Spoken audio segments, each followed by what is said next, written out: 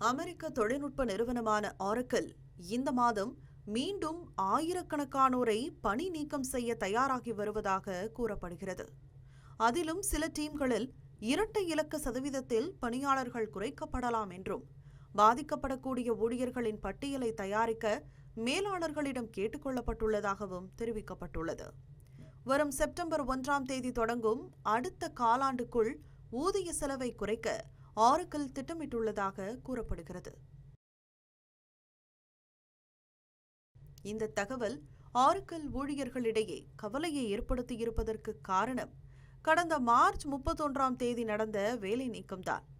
அப்போது America, India, Canada, Mexico உள்ளிட்ட நாடுகளில் உள்ள ஊழியர்களுக்கு அதிகாலை 6 மணி அளவில் வேலை நீக்க மின்னஞ்சல்கள் அனுப்பப்பட்டன.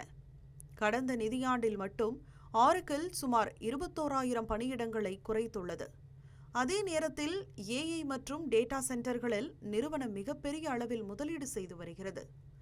ஆரக்கிளின் வருவாய் உயர்ந்து கொண்டிருந்தாலும் ஏஐ உட்கட்டமைப்புக்கான அதிக செலவு மற்றும் நிதிச்சுமை காரணமாக இந்த வேலை நீக்க திட்டம் முன்னெடுக்கப்படுவதாக தகவல்கள் தெரிவிக்கின்றன.